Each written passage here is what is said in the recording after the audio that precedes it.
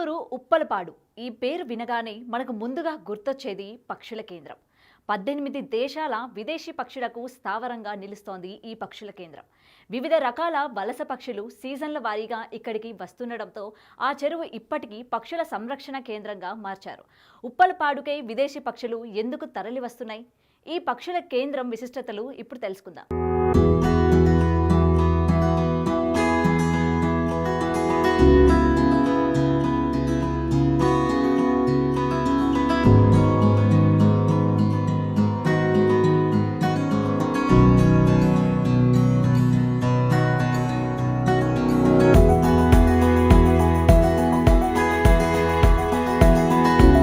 ఉప్పలపాడు గుంటూరుకి అతి సమీపంలో ఉన్నటువంటి ఈ గ్రామం పేరు వింటే మనకు గుర్తొచ్చేది విదేశీ పక్షులు. ఉప్పలపాడు పక్షుల కేంద్రానికి 18 దేశాల నుంచి వేలాది పక్షులు ఏటా వస్తుంటాయి. ఉప్పలపాడు పక్షుల కేంద్రానికి ఖండాలుగా దాటుకొని విదేశీ పక్షులు వలస వస్తూ ఉంటాయి. అయితే ఈ పక్షుల కేంద్రం జాతీయ అంతర్జాతీయ స్థాయిలోనూ గుర్తింపు పొందింది. గుంటూరు నుండి నందివెలుగు రోడ్డు వెళుతుంటే రోడ్డు పక్కన సైన్ బోర్డ్స్ కనపడుతూనే ఉంటాయి.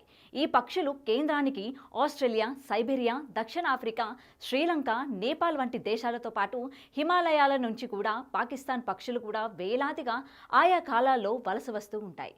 దీంతో ఉప్పలపాడు ఎప్పుడూ పక్షులతో సందడితో కలకల్లాడుతోంది. అయితే ఉప్పలపాడు చెరువు మధ్యలో లంకల మాదిరి మట్టి దిబ్బలు ఇక్కడ ప్రత్యేకత. ఈ మట్టి దిబ్బలపై తుమ్మ చెట్లు ఏపుగా పెరిగి పక్షుల ఆవాసానికి అనుకూలంగా ఉంటుంది. వేలాది పక్షులు నివాసాలు ఏర్పాటు చేసుకోవడంతో పాటు వాటి సంతానాన్ని కూడా వృద్ధి చేసుకుంటూ ఉంటాయి. ఇక ఈ పక్షుల కిలకిల రావాలు వినేందుకు ఏటా పర్యాటకులు కూడా వస్తుంటారు.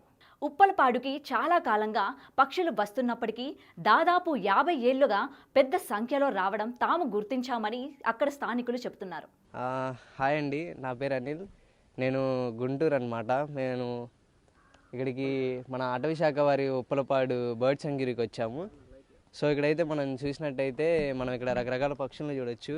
ఎక్కడెక్కడ నుండో వచ్చి ఇక్కడ వలస వస్తూ ఉంటాయి. సో మనకి చూడడానికైతే చాలా పీస్ఫుల్గా ఉంటుంది. ఇక్కడ ఏంటంటే మనం బర్డ్స్, ఈ కొలన్ లాంటిది కానీ ఈ బర్డ్ సంకిరి అనేది మనం చూస్తూ ఉంటే మనకి చాలా పీస్ఫుల్గా అండ్ మైండ్ అయితే రిలీఫ్గా ఉంటుంది. ఎక్కడెక్కడ నుండో పక్షులు వస్తాయి కాబట్టి మనం కూడా ఇక్కడికి వచ్చి అన్నీ వీక్షించడానికి చాలా బాగుంటుంది. అవి కొంచెం మేజర్ పర్సన్స్ కానీ చూడడానికి చాలా ఫ్రీగా ఉంటుంది. మనం ఇక్కడ ఎటు చూసినా కానీ ఒక గ్రీన్ పీస్, ఒక కొన్ని బర్డ్స్ అంతా చాలా ఫ్రీగా ఉంటుంది చూడడానికి. సో మేమైతే ఇక్కడికి వచ్చిన ప్రతిసారి చాలా హ్యాపీగా ఉంటుంది, రిలీఫ్గా ఉంటుంది మైండ్ అనేది. ఒక్కసారి మన కళ్ళు అనేవి మూసుకొని ఇక్కడ అంతా ఆ సౌండ్స్ కానీ అంతా మనం ఫీల్ అవుతూ ఉంటే చాలా బాగుంటుంది చూడడానికి. సో మీరు వీలైతే ఒకసారి వచ్చి ట్రై చేయండి. ఇక్కడ మరి అటవీ శాఖ వారి మన ఏపీలో ఉన్న బర్డ్ సెంచరీ ఉప్పలపాడు చూడడానికైతే చాలా బాగుంటుంది. రకరకాల పక్షుల గురించి ఇక్కడ తెలుసుకోవచ్చు. మనకి ఇక్కడ నేమ్ బోర్డ్స్ ఉంటాయి పిల్లలు ఆడుకోవడానికి కానీ, ఇక్కడ ఉయ్యాళ్ళు కానీ చాలా చాలా బాగుంటాయి. బెంచెస్ ఉంటాయి, కూర్చొని ఫ్రీగా మనం చూసుకోవచ్చు. సో అందరూ వచ్చి వీక్షించండి, చాలా బాగుంటుంది మన ఉప్పలపాడు బర్డ్ సెంచరీ, గుంటూరు జిల్లా. ఇక ఉప్పలపాడు వలస పక్షుల సంరక్షణ కేంద్రం ప్రస్తుతం ఆంధ్రప్రదేశ్ అటవీ శాఖ వన్యప్రాణి విభాగమ్మ పరిధిలో ఉంది. ఇక్కడికి మొత్తం 30 రకాల విదేశీ పక్షులు వస్తుంటాయి. సీజన్లుగా వస్తాయి. వేసవిలో ఆస్ట్రేలియా నుంచి పక్షులు కూడా వస్తుంటాయి.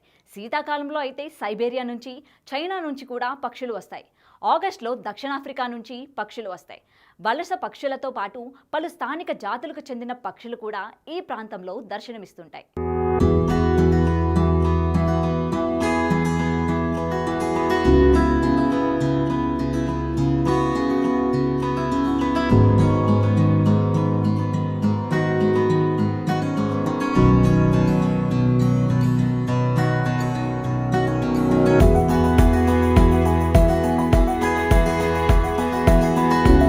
అయితే అరుదుగా కనిపించే వలస పక్షులను చూడటానికి అటు పర్యాటకులు పెద్ద సంఖ్యలో వస్తుంటారు. విదేశీ వలస పక్షుల సంఖ్యలో అనుగుణంగా ఏర్పాట్లు చేస్తున్నా చాలానన్ని ఏర్పాట్లు లేవనే విమర్శలు కూడా ఎదుర్కొంటున్నారు.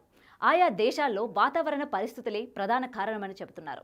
చైనా, రష్యా, సైబీరియాలో భారీగా మంచు కురిసే సమయంలో పక్షులకు ఆహారం దొరకదు. వాటి జీవనం కూడా దుర్బలంగా మారుతోంది.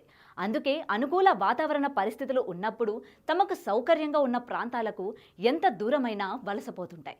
ఇందులో ప్రధానంగా ఆహారం కోసం, వాతావరణ ప్రతికూలతల నుంచి కాపాడుకునేందుకు సంతానోత్పత్తిని కోసం వందల నుంచి వేల కిలోమీటర్ల దూరం వలసపోతుంటాయి. ఇక ఈ పక్షులు వలసలు చలికాలంలో శీతాల ప్రాంతమైన ఉత్తరం నుంచి ఉష్ణ ప్రాంతమైన దక్షిణం వైపుగా సాగుతుంటాయి.